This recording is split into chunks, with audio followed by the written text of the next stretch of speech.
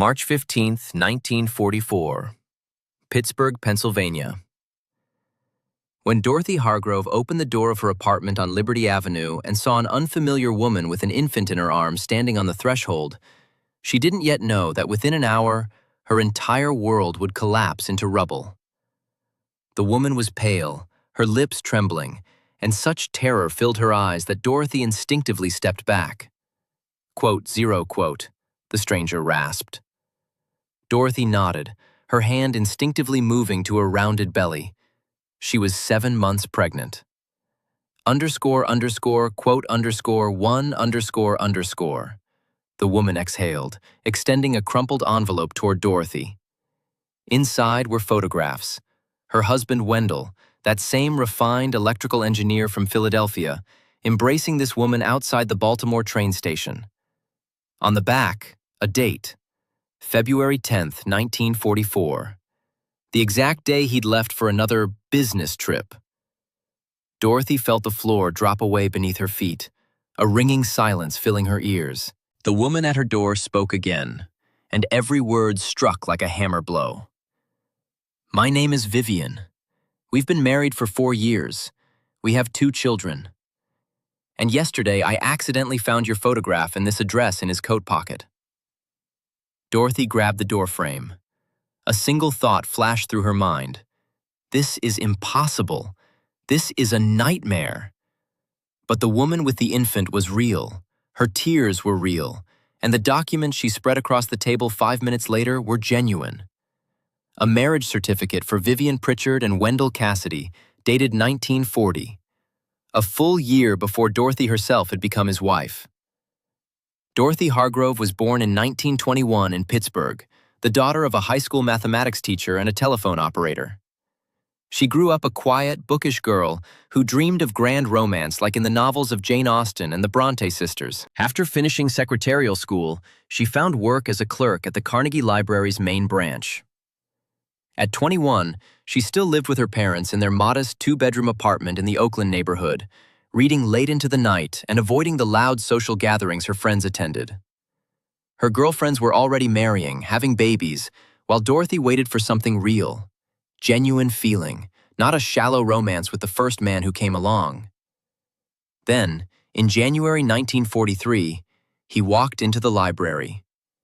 Wendell Cassidy was a tall, broad-shouldered man of about 35, with intelligent gray eyes and a pleasant smile. He requested technical manuals on electrical engineering, introduced himself as an engineer from Philadelphia temporarily assigned to the Westinghouse plant in East Pittsburgh for equipment modernization. He spoke with a refined mid-Atlantic accent, quoted Emerson and Whitman, told stories about Independence Hall and the Liberty Bell. Dorothy fell in love instantly and completely. Wendell courted her beautifully. He brought flowers, took her to the Syria Mosque for concerts, recited poetry by Longfellow. After 3 months, he proposed. Quote for quote, he said, kneeling in Schenley Park. Quote 5 quote. They married quietly in April 1943. Dorothy's parents were delighted. Their son-in-law was a Philadelphia engineer, well-mannered, didn't drink, attentive. Wendell rented a 1-bedroom apartment on Liberty Avenue and secured employment, he said, at that very Westinghouse plant.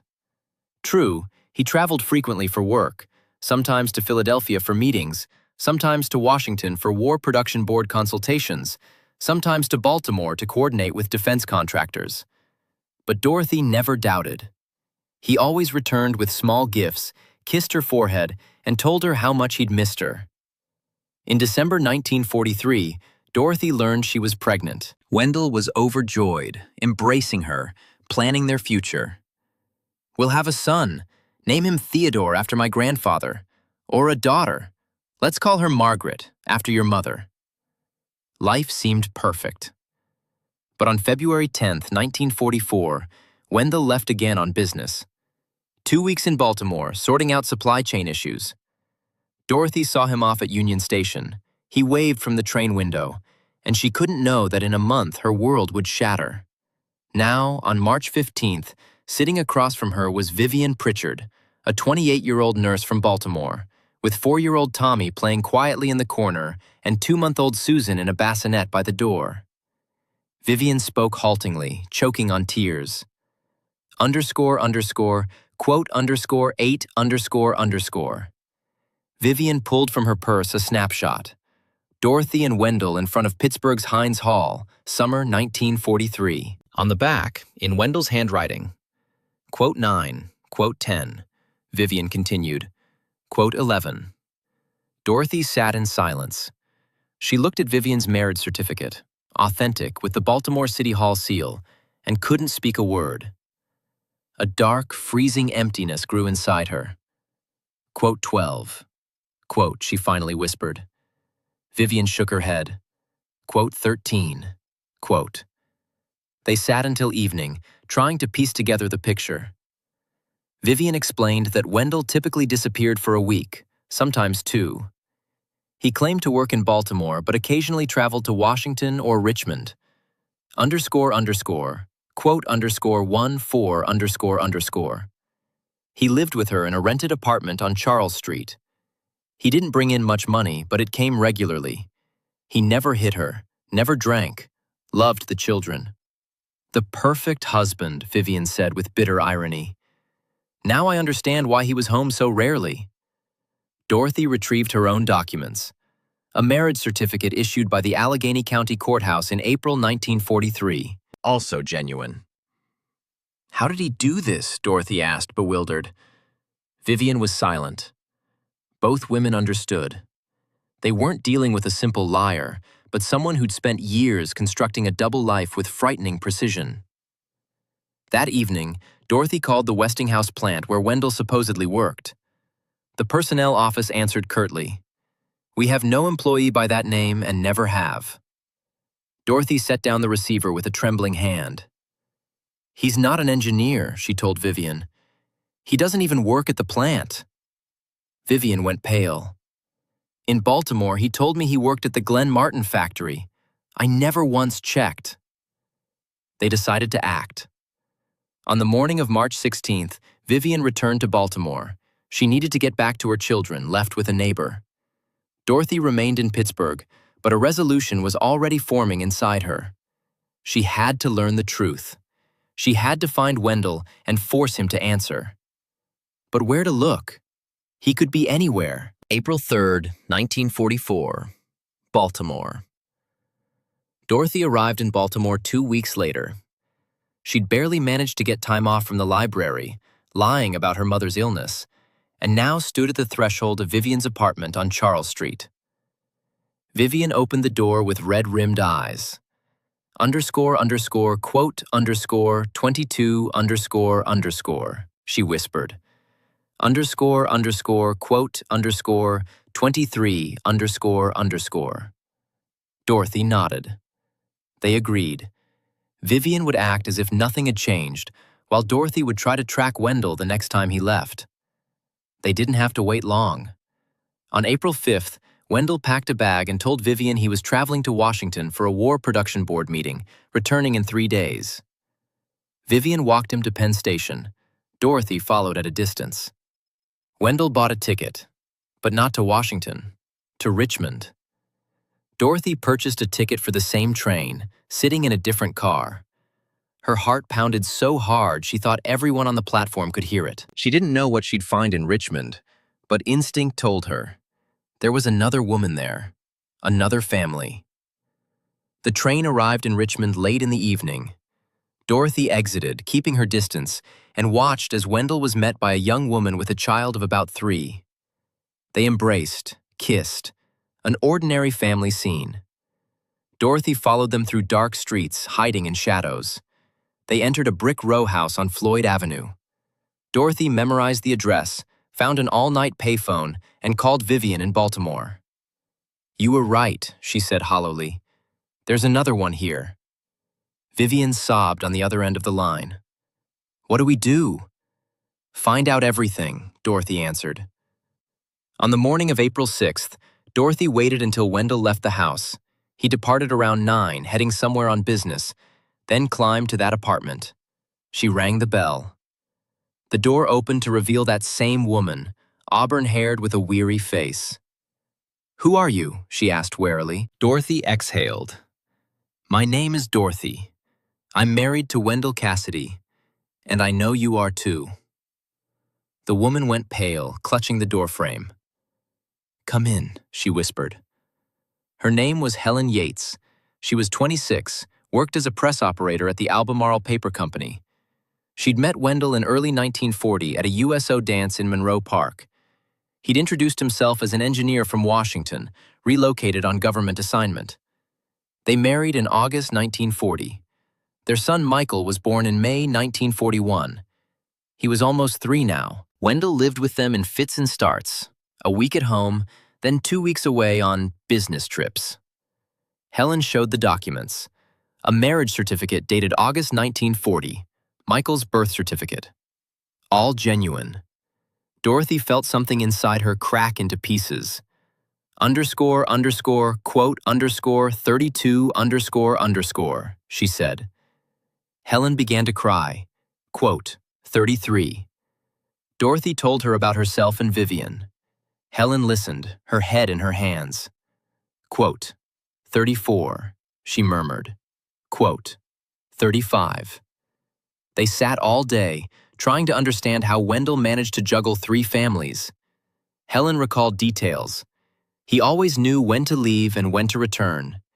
He never confused names, dates, events. He remembered the children's birthdays, brought gifts. "It's like he kept records," Helen said. Dorothy felt a chill. Maybe he really did write everything down? Maintained some kind of ledger of his families, like an accountant tracking debits and credits. That evening, Wendell returned. Helen, as she and Dorothy had agreed, said nothing to him. Dorothy left, checked into a boarding house, and didn't sleep all night. One question circled in her mind. How many more are there? How many women believe that Wendell Cassidy is their only husband? On the morning of April 7th, Dorothy returned to Helen's. Wendell had left again. Helen said, "He told me he's going to Norfolk the day after tomorrow, for a week." Dorothy wrote it down.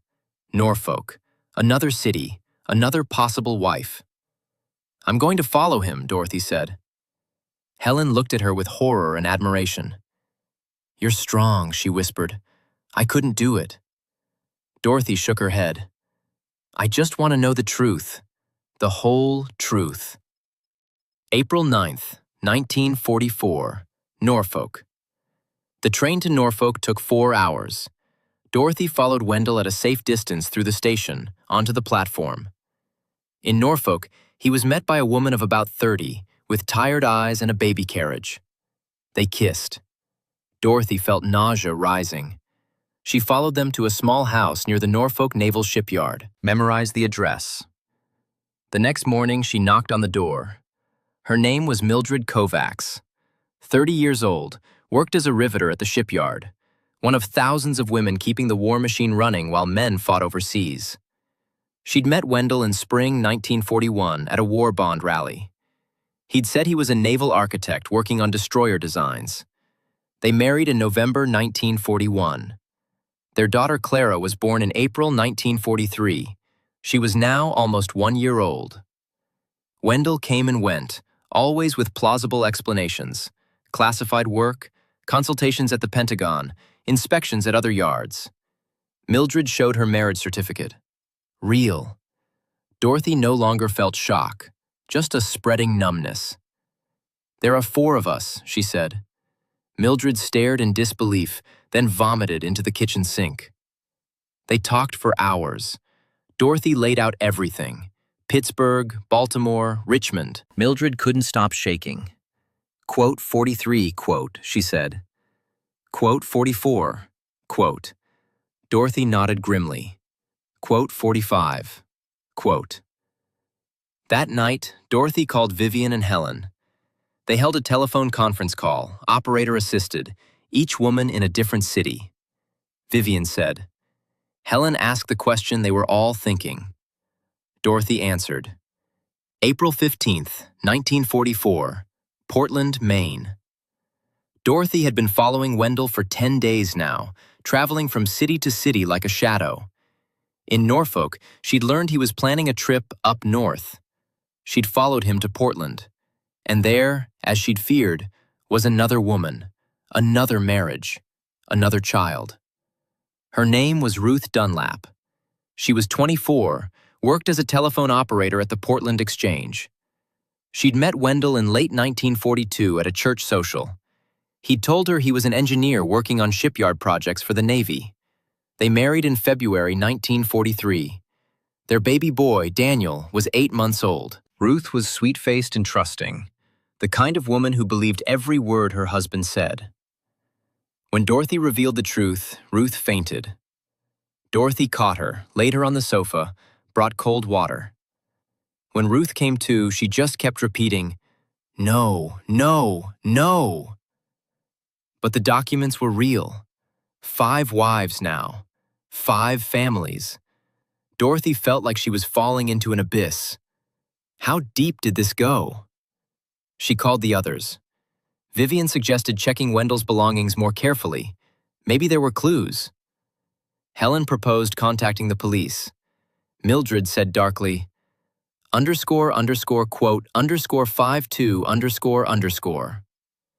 Dorothy returned to Pittsburgh. She was exhausted, her pregnancy making travel increasingly difficult. But she couldn't stop. She had to know the full scope of the deception. She began systematically going through Wendell's things in their apartment. Every drawer, every pocket, every scrap of paper. And finally, hidden inside a hollowed-out copy of the Bible on the bookshelf, she found it. A small notebook, black leather, pocket-sized. Inside, in Wendell's neat handwriting, were entries that made Dorothy's blood run cold. Quote, 53. Quote, 54. Quote, 55. Quote, 56. Quote, 57. And more.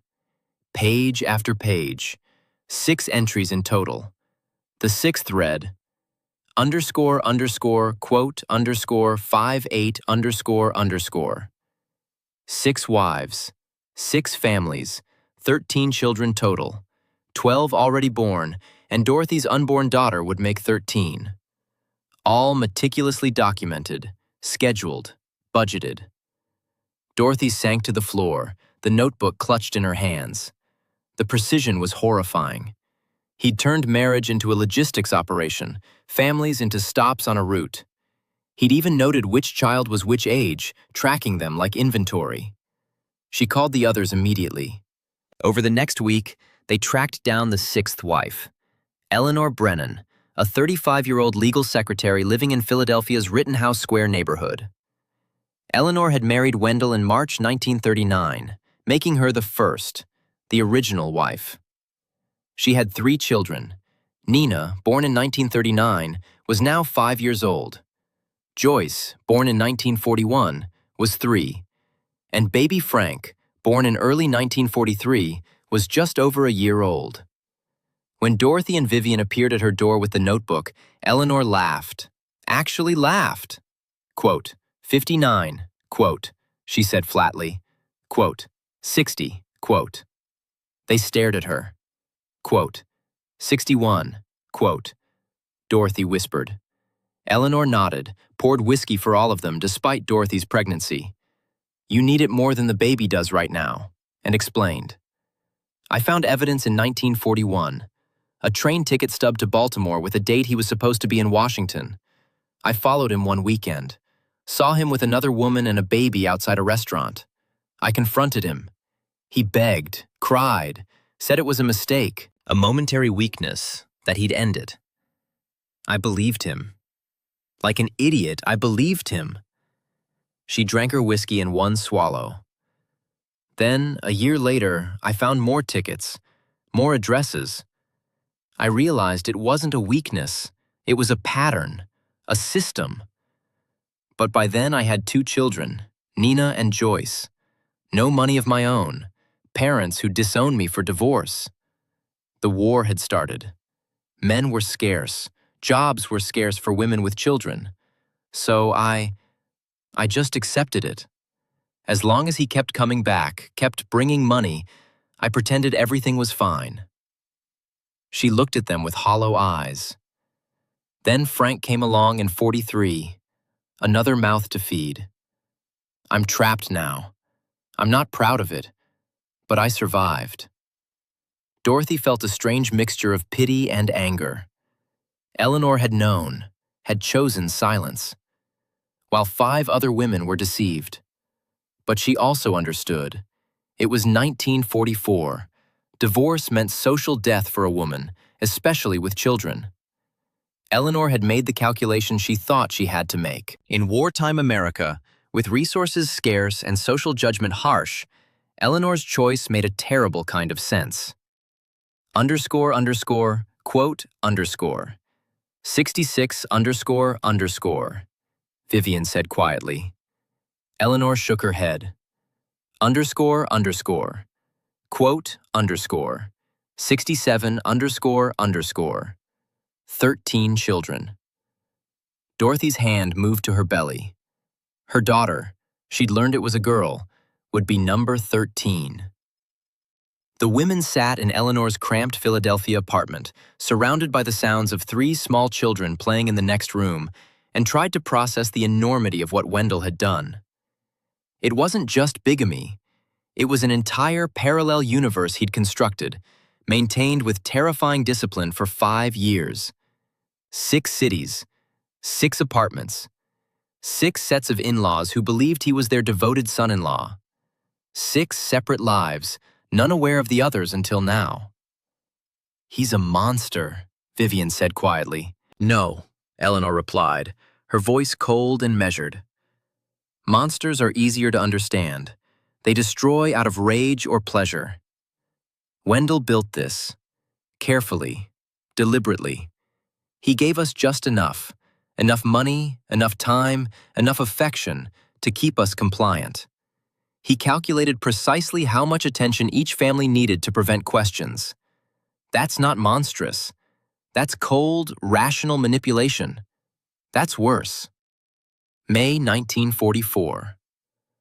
The women held their first meeting in Philadelphia on May 10, 1944. All 6 wives, minus Dorothy, who couldn't travel in her 9th month. Eleanor hosted in her Rittenhouse apartment. They sat around the dining table, these 6 women bound by one man's lies, and tried to decide what to do. The options were limited. Pressing criminal charges for bigamy was theoretically possible, but as Mildred pointed out, they were dealing with 6 different state jurisdictions: Pennsylvania, Maryland, Virginia, Maine, and 2 cases that crossed state lines. The legal complexity was staggering. More importantly, if Wendell went to prison, the money stopped completely. And all 6 families depended on that money, meager as it was. We could all get jobs, Helen suggested. War work pays decent. Some of us already have jobs, Vivian countered. But who watches the children? Tommy is 4, Susan is an infant. I can't afford childcare on a nurse's salary. I'm 8 months pregnant, Dorothy had written in her letter, read aloud by Eleanor. I can't work until after the baby comes, and then I'll need time to recover. My parents are elderly. They can help some, but not full-time. Ruth was crying quietly. I don't know what to do. I thought I had a husband, a provider, a father for Daniel. Now I have nothing. You have us, Eleanor said firmly. That's something. That's more than any of us had yesterday. They talked for hours, voices rising and falling, tears flowing, anger flaring and subsiding. Finally, a plan emerged. Not perfect, but pragmatic. They would confront Wendell together, all 6 wives, force him to see what he'd done, and then present him with terms. Support all 6 families openly and honestly, or face criminal prosecution in multiple states. Even if the legal case was complex, the scandal alone would destroy any chance he had at legitimate employment. Eleanor explained. They voted. 5 in favor, 1 abstention. Ruth was too overwhelmed to decide. They agreed to wait until Dorothy gave birth in June, then arranged the confrontation. June 20th, 1944, Pittsburgh. Dorothy's daughter was born on June 18, 1944, after 18 hours of labor. She named her Alice Margaret Hargrove, keeping her maiden name, refusing to give the child Cassidy's surname. 2 days later, when Wendell arrived for his scheduled visit, he found not just Dorothy and the baby, but all 6 of his wives sitting in the apartment. The color drained from his face instantly. He stood frozen in the doorway, suitcase still in hand, as 6 women stared at him in complete silence. The tableau held for perhaps 10 seconds, an eternity. Finally, Eleanor spoke, her voice dripping with acid. __quote _82 __. Wendell tried to run. He actually turned and bolted for the stairs, but Vivian and Mildred had positioned themselves in the hallway. They blocked his path, arms crossed. He looked around wildly, like a trapped animal, chest heaving. __quote _83 __, he stammered, voice cracking. Dorothy, holding 2-day-old Alice against her chest, said quietly, __quote _84 __. He couldn't. For a man who'd spent 5 years crafting elaborate lies, he found himself suddenly unable to construct even a basic justification. He tried, stumbling over words, offering fragments that made no sense. The war had made him crazy. He'd loved them all genuinely. He'd never meant to hurt anyone. He'd thought he could make everyone happy. It all sounded pathetic, hollow, ridiculous. Finally, Helen cut through the babbling. Stop. Just stop. We don't want your excuses. We want the truth. Why? Just tell us why. Wendell sank into a chair, put his head in his hands. For a long moment, he said nothing. Then, in a voice barely above a whisper, I don't know. It started small. I met Eleanor in Philadelphia in '38. We married in '39. Then I met Vivian while working the Baltimore route in '39. I thought I could manage both. And I did. It was like solving a puzzle, keeping the schedule straight, remembering the details, making sure the money stretched. Then I met Helen, and it became 3, then 4, then 5, then 6. He looked up, and his eyes were empty. It became easier each time. A challenge, seeing if I could keep it all organized, all balanced. I told myself I was making you all happy, giving you families, children, a home. I never thought about it ending. I just kept going, like it was a job. Like we were accounts to manage, Dorothy said, her voice flat. Entries in a ledger. I found your notebook, she continued. We all know everything. 6 wives, 13 children, counting Alice here and Frank in Philadelphia. You turned us into a schedule, a route, 6 stops on a circuit. The confrontation lasted hours. Voices were raised. Tears fell. Accusations flew like shrapnel. Wendell alternated between defensive excuses, pathetic apologies, and sullen silence. The women were relentless, each one taking her turn to describe what his deception had cost them. The loneliness, the confusion, the self-doubt, the wasted years. Finally, as night fell outside the Pittsburgh apartment windows, Eleanor produced a document. She'd consulted a lawyer friend, carefully avoiding revealing the full details but getting enough information to craft terms. __quote _92 __, she said, her voice cold and precise. __quote _93 __. Wendell looked at the document. His hands were shaking. The terms were harsh but clear. Wendell would divorce none of them. Divorce cost money they didn't have and carried social stigma they couldn't afford in 1944 America. Instead, he would acknowledge all 6 marriages, all 13 children. He would pay support to each family on a fixed schedule that Eleanor had calculated based on his maximum earning capacity, about $100 per week total, distributed proportionally. He would work whatever jobs necessary to meet his obligations. He would visit each family on a rotating, transparent schedule. No more lies about quote 94 __. Everyone would know where he was at all times. And most importantly, he would sign a notarized confession to be held by Eleanor and released to authorities if he failed to comply with any term. Quote 95 __. Wendell said bitterly. Quote 96 __. Vivian replied. Quote 97. Wendell signed. What choice did he have? August 1944 to December 1945. For 18 months, the arrangement held, though barely. Wendell worked 3 jobs simultaneously: day shift at a steel mill in Chester, Pennsylvania, evening janitorial work at an office building, and weekend handyman jobs wherever he could find them. The work was brutal, the hours crushing. He rotated through the cities on a strict schedule. 1 week in Philadelphia with Eleanor and the 3 children, 1 week in Pittsburgh with Dorothy and baby Alice, 1 week in Baltimore with Vivian, Tommy, and Susan, 1 week in Richmond with Helen and Michael, 1 week in Norfolk with Mildred and Clara, 1 week in Portland with Ruth and Daniel. Then the cycle repeated. The money came regularly, if meagerly. Each wife received between $12 and $18 per week. Not much, but combined with their own income from part-time work or wartime jobs, it was enough to survive. The children saw their father, though the older ones like Nina, Joyce, and Tommy were beginning to understand that something was profoundly wrong with the situation. The wives communicated frequently by letter and occasional long-distance telephone calls, which were expensive but necessary. They shared advice on child rearing, strategies for stretching ration coupons, news from the war front. A strange sisterhood was forming from shared trauma.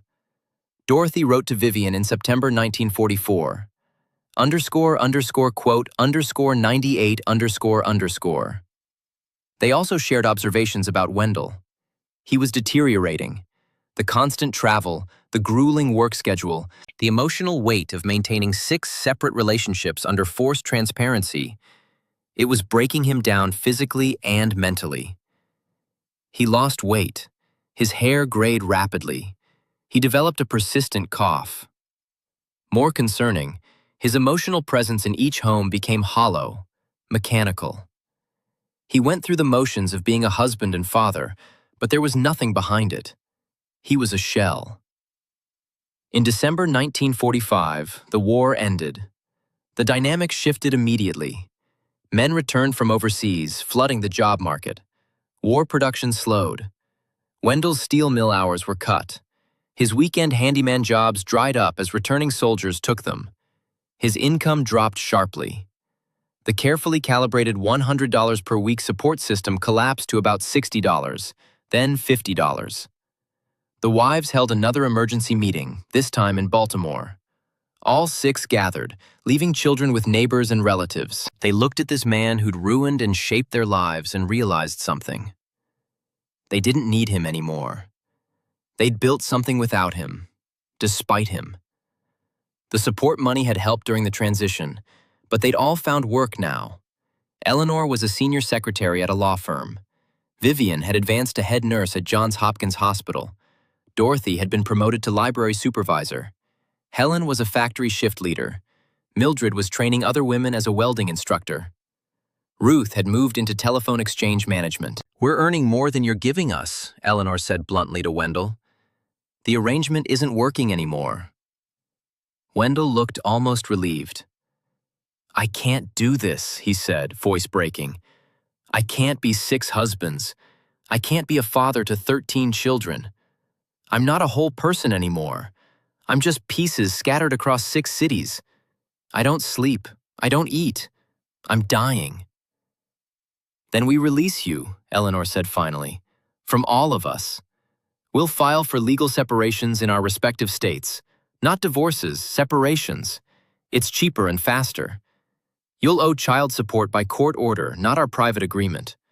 The courts will garnish whatever you earn. But you're free from this schedule, this system you built. Wendell's eyes filled with tears. Underscore underscore quote underscore 105 underscore underscore, he whispered. Underscore underscore quote underscore 106 underscore underscore. Dorothy said sharply, Alice now a toddler on her hip. Underscore underscore quote underscore 107 underscore underscore 1946 to 1955. The legal separations went through in all 6 states by late 1946. Wendell drifted, taking odd jobs, living in cheap rooming houses. He moved to Newark, New Jersey, working as a night watchman. Court-ordered child support was set at $15 per week total, split among 6 families, a pittance, barely enforced. The courts tried garnishing his wages, but a night watchman's pay barely covered his own rent and food. The children grew. The older ones, Nina, Joyce, Tommy, Michael, were entering elementary school and beginning to understand the full scope of what their father had done. Some were angry. Nina, the oldest at 7 in 1946, refused to see Wendell at all when he attempted sporadic visits. Others, like Michael, felt pity mixed with confusion. "Why did he do it, Mama?" Michael asked Helen repeatedly. "Because something inside him is broken, sweetheart," she replied. "Something that can't be fixed." The mothers, no one called them wives anymore, continued to support each other with growing intensity. They formed what they called the Circle. 6 women bound by one man's betrayal, committed to mutual aid. When Vivian fell seriously ill with pneumonia in 1948, Eleanor traveled to Baltimore for 2 weeks to help with Tommy and Susan while Vivian recovered. When Dorothy's parents both died within 6 months of each other in 1949, Helen and Mildred traveled to Pittsburgh for both funerals, bringing food and helping with arrangements. When Ruth's apartment building caught fire in 1950, the other 5 women each sent $20, a significant sum, to help her find new housing. They also shared the burden of explaining the truth to the children. They agreed on a protocol. At age 10, each child would sit down with their mother for underscore underscore quote underscore 112 underscore underscore. The mother would explain everything: the 6 wives, the deception, the discovery, the confrontation, the settlement. Some children took it well, processing it as a strange historical fact about their origins. Others were traumatized, requiring comfort and reassurance for months afterward. But all of them knew, and all of them began to understand they had half-siblings scattered across the East Coast. Slowly, tentatively, connections formed between the children. Nina, now a serious and studious girl, began writing letters to Tommy in Baltimore after learning he existed. Michael visited Pittsburgh with his mother in 1951 to meet Alice, now 7 years old. The children were building their own family, one defined not by Wendell's lies, but by their mother's strength and their own curiosity about each other. In 1952, Eleanor did something unexpected. She remarried. His name was Martin Brennan, a widowed lawyer at her firm, 15 years her senior. He knew her whole story. Eleanor had insisted on full honesty before accepting his proposal, and he accepted it without judgment. He even legally adopted Nina, Joyce, and Frank, giving them his surname. The other women celebrated this victory. If Eleanor, the first wife who'd known the longest, could find happiness again, perhaps they all could. 1955 to 1965. Wendell Cassidy stopped visiting his children entirely in 1955. He'd moved to Chicago, working as a janitor at an office building, living in a single room. He sent occasional cards, Earth Days, Christmas, but no money, no visits, no phone calls. The courts tried to enforce child support orders, but garnishing a janitor's wages in Chicago from 6 different state courts proved administratively impossible. The mothers stopped trying. They were managing fine without him. Eleanor had remarried successfully. Vivian remained single but dated occasionally, a doctor at the hospital, kind but ultimately incompatible. Dorothy found companionship with a fellow librarian named Bernard, a quiet widower. They never married, but they had dinner together twice a week and attended concerts together.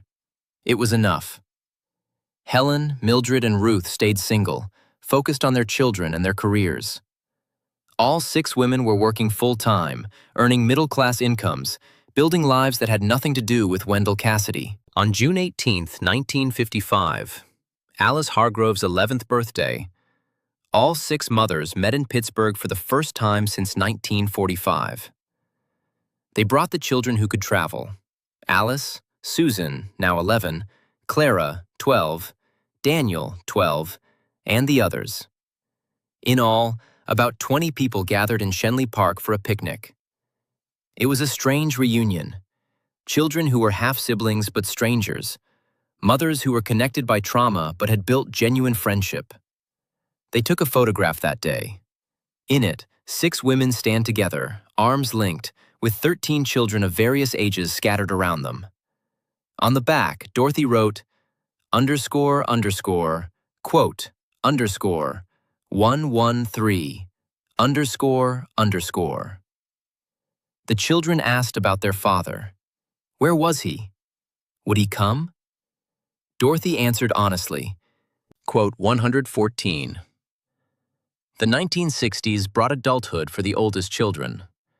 Nina Brennan graduated from the University of Pennsylvania in 1957 and became a high school mathematics teacher.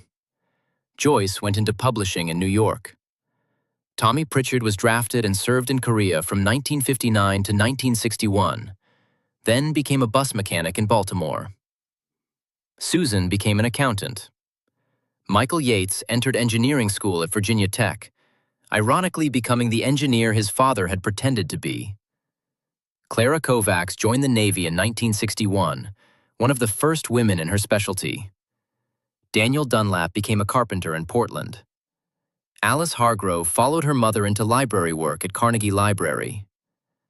The mothers stayed in close touch, their bond deepening with age. They celebrated milestones together: graduations, weddings, first grandchildren. When Eleanor's second husband, Martin, died of a heart attack in 1962, the other 5 traveled to Philadelphia for the funeral and stayed a week to help her through the initial grief. When Mildred was diagnosed with breast cancer in 1965, the others organized a rotation of visits and support that helped her through surgery and radiation treatment. She survived. They also tracked Wendell peripherally through occasional reports from children who maintained minimal contact. He drifted from Chicago to St. Louis, working menial jobs, living in cheap rooms. No new families, no new deceptions. He seemed hollowed out, a ghost of the man who'd once juggled 6 lives simultaneously with terrifying precision. He was in his late 50s now, prematurely aged, drinking heavily according to Frank Brennan, who'd visited him once out of curiosity in 1964. Frank reported to his mother, Eleanor. July 15, 1970, Philadelphia. Michael Yates got married.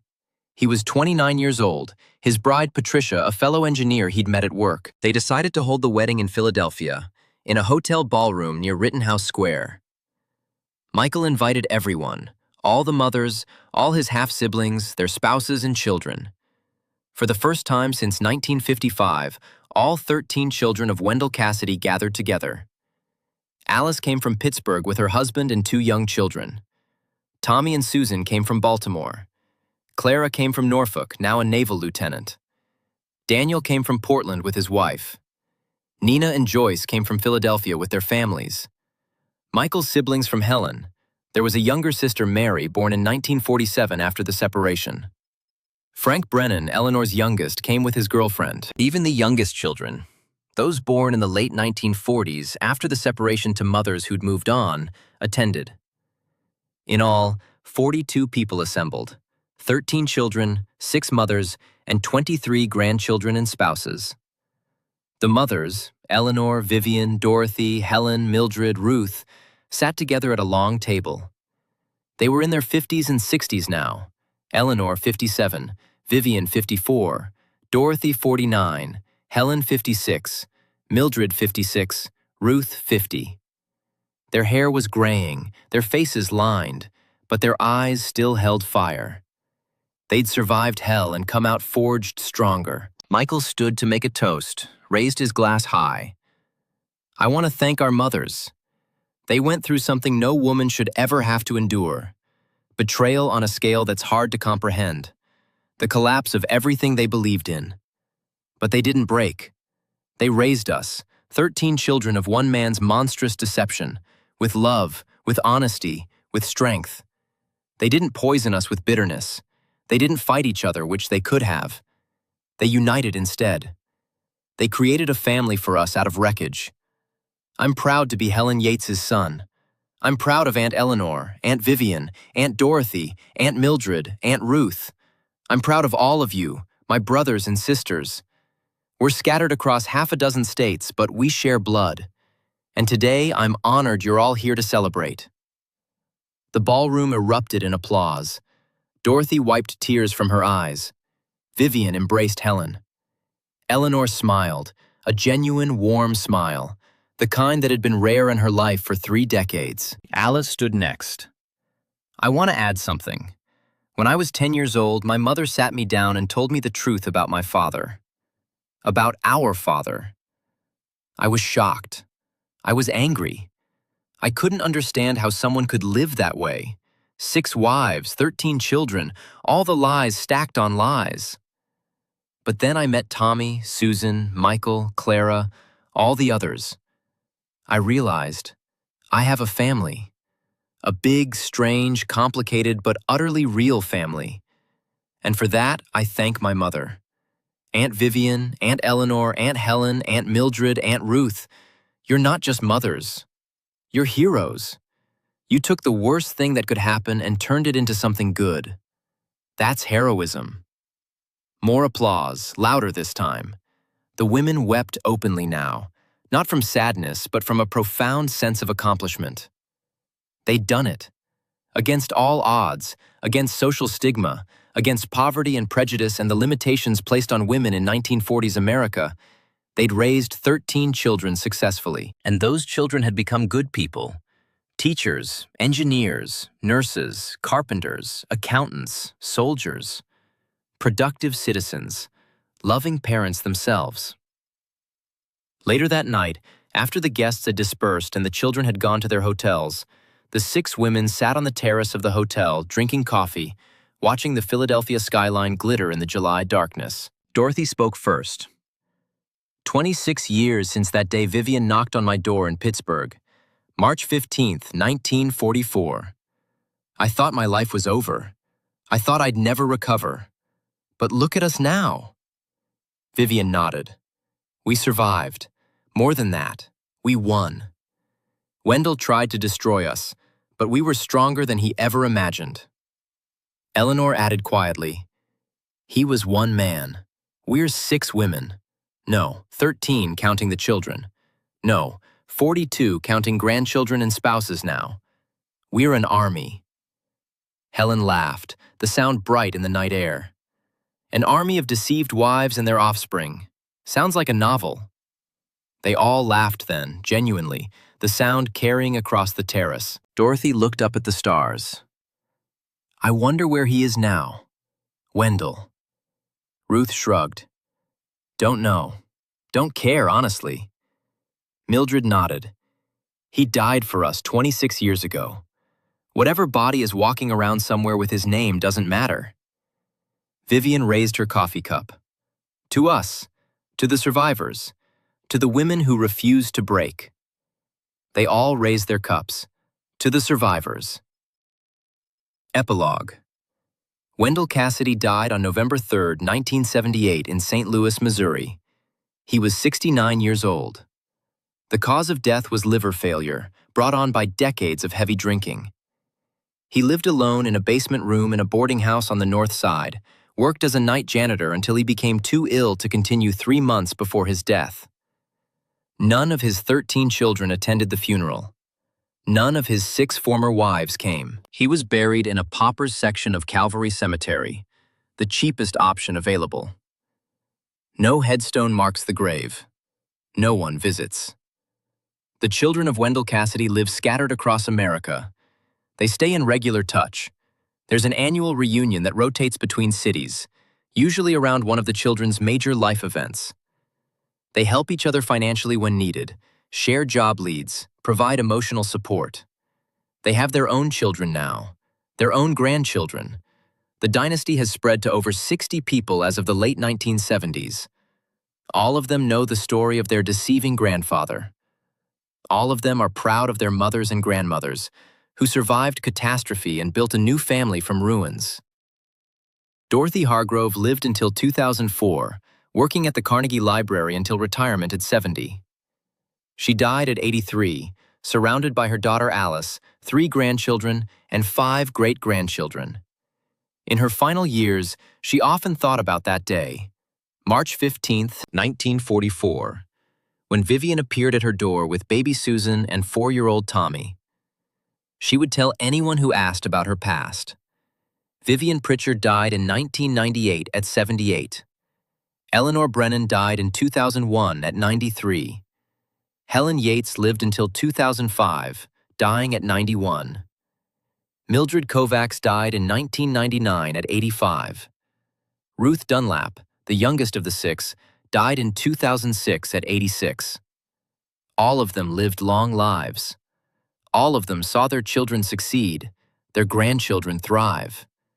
They met every year until the late 1990s, when age and health made travel difficult, on the anniversary of that first confrontation in Dorothy's Pittsburgh apartment, June 20th, 1944. They drank coffee, shared memories, laughed about the absurdity of it all, and marveled at what they'd built from disaster. The children called Dorothy __quote_130__, though she was hardly the only architect of their strange family. But it was she, learning the truth first from Vivian, who didn't hide or run or collapse into despair. It was she who went searching for the other wives, who insisted on truth, who demanded accountability. She who turned tragedy into strength. She who created wholeness from fragments. The story of the 6-wife man Wendell Cassidy became a legend in Pittsburgh, Baltimore, Richmond, Norfolk, Portland, and Philadelphia. Local newspapers wrote about it in the 1950s and 1960s when legal battles over child support made it public record. Historians documented it as an unusual case of wartime-era bigamy. But for the women themselves and their children, it was never legend or curiosity.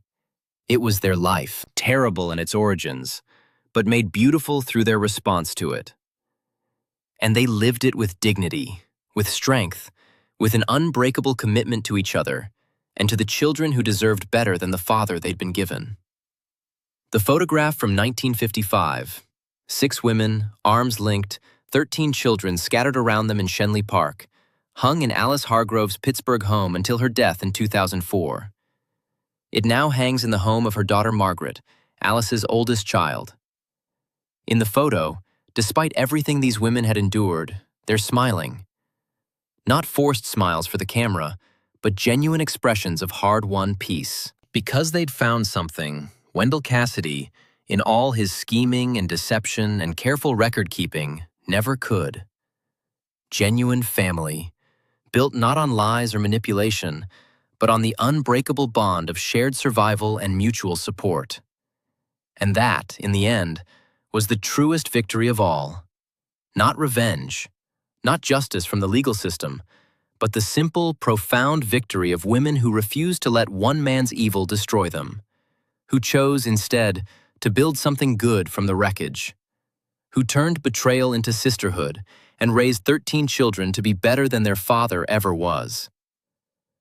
The legacy of the 6 wives lives on in their descendants, over 60 people now, spread across America, all carrying the strength of the women who refused to break. 20 years later, the children speak. In 1998, a documentary filmmaker approached Alice Hargrove with a proposal. Tell the story of the 6 wives for a PBS special. Alice contacted her half-siblings. Tommy Pritchard said yes immediately. People need to hear what our mothers did, he said. Susan, Michael, and Clara agreed. Over 6 months in 1999, Sarah Chen interviewed all living children of Wendell Cassidy and the 4 surviving mothers. The documentary, titled The 6 Wives, A Story of Survival, aired on PBS in March 2000. Eleanor Brennan, 91 and still sharp, said in her interview, People want to hear about the deception. That's salacious. But the real story is what happened after. How 6 women who could have destroyed each other chose instead to build something together. The documentary brought unexpected attention. Letters poured in from women across America who'd experienced similar betrayals. Many wrote to thank the women for showing that survival was possible. Alice responded to each letter personally. In one to a woman in Oregon, she wrote, quote, 134, the Cassidy family reunion tradition. Starting in 1955, the Cassidy descendants hold an annual reunion rotating between cities. The 2003 reunion in Baltimore drew 87 people, 4 generations. The reunions follow a structure: Saturday afternoon picnic, Saturday evening formal dinner with stories, Sunday morning memorial service. At the 2003 reunion, Michael Yates spoke. Quote 135 . The reunions serve another purpose. At age 12, children learn the family story. It's gentler now than in the 1950s, but still honest. Jenna Pritchard learned in 2001. She later wrote, most families are brought together by love. Mine was brought together by betrayal. But what could have been a curse became our strength. Legal and social impact. The Cassidy case highlighted flaws in interstate enforcement of family law. The jurisdictional complexity, 6 marriages across 6 states, led to reforms in bigamy prosecution. More importantly, the case became a touchstone in discussions of women's economic vulnerability in mid-20th century America. The women's choice to demand support rather than punishment was strategic brilliance born of necessity. The story also influenced therapeutic approaches to betrayal.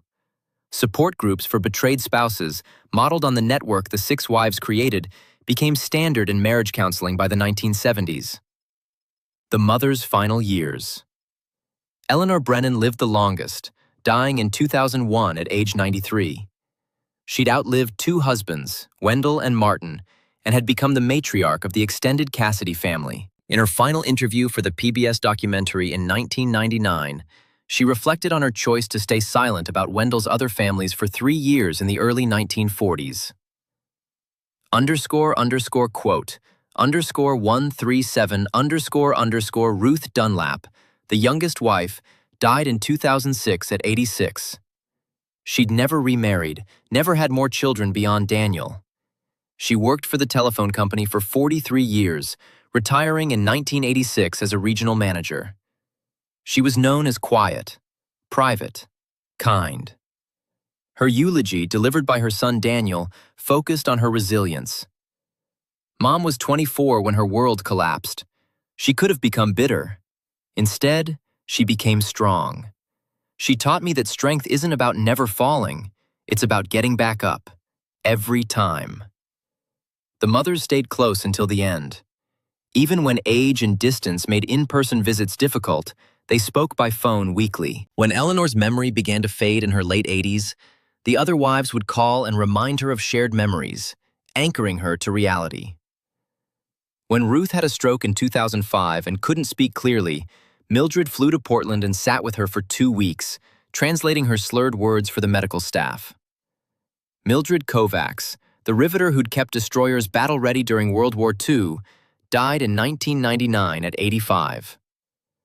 Her obituary in the Norfolk paper focused on her war work, but her daughter Clara added a line. Quote 139 . Helen Yates died in 2005 at 91. She'd worked at the Albemarle Paper Company for 39 years, retiring in 1979. She'd never remarried, never dated seriously after Wendell. Quote 140. Quote, she told Michael once. Quote 141. Quote, Vivian Pritchard died in 1997 at 77.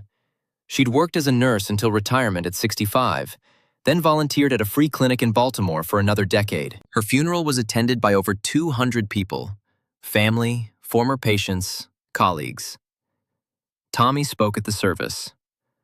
Mom never talked much about Dad. She said the past was past. but she talked constantly about the other mothers. "Your Aunt Dorothy," she'd say, "is the strongest woman I know. Your Aunt Eleanor could organize an army.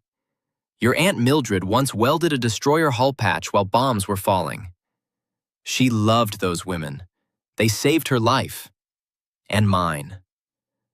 Dorothy Hargrove died in 1998 at 77. She'd worked at Carnegie Library for 49 years, becoming head librarian in 1975 before retiring in 1991.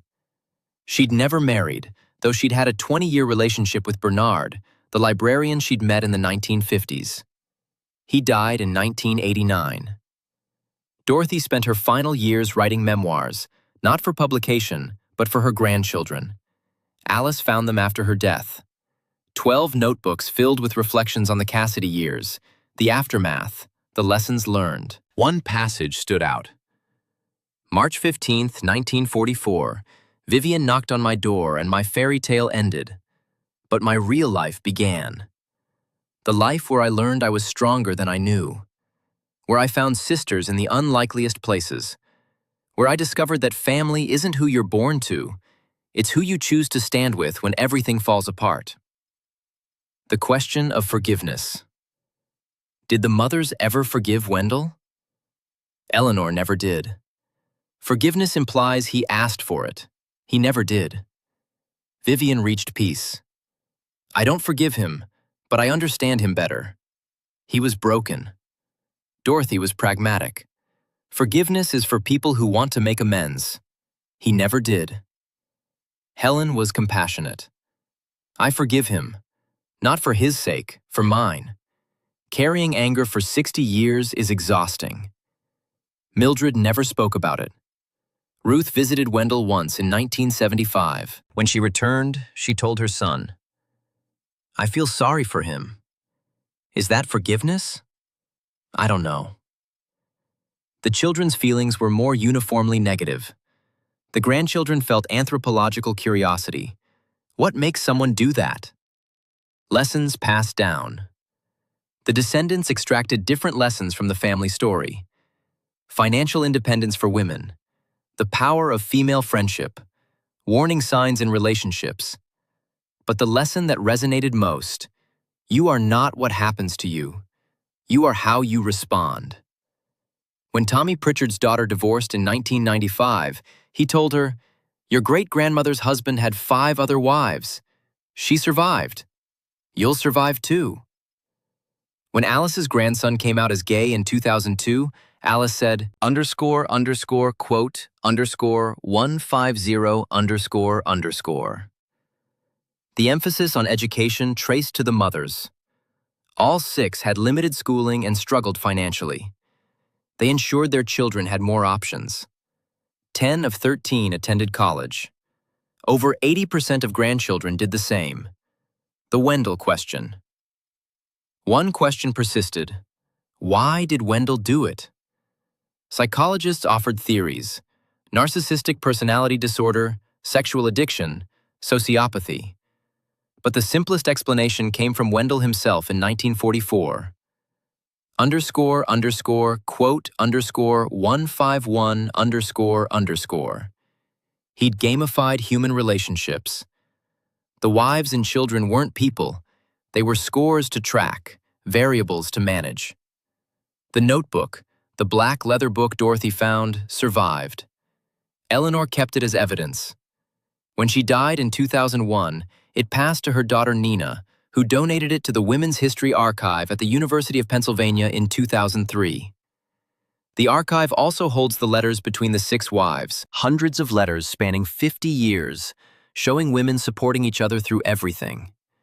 Researchers note the contrast. The notebook is cold, mechanical. The letters are warm, human. One document shows a man treating humans as objects. The other shows women treating each other as fully realized people. Final reflections. In 2003, Alice Hargrove spoke at the family reunion. "I've spent my life wondering what it means to be a daughter of the Cassidy deception, and I've concluded, I'm defined by what I choose to carry forward.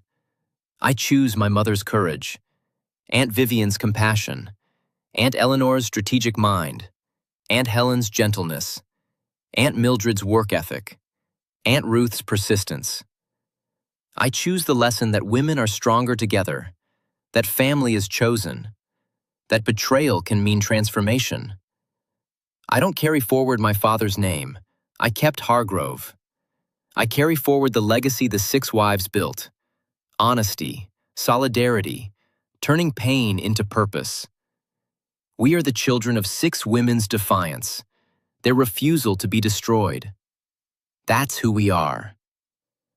The speech received a standing ovation and became a touchstone for the family. Conclusion.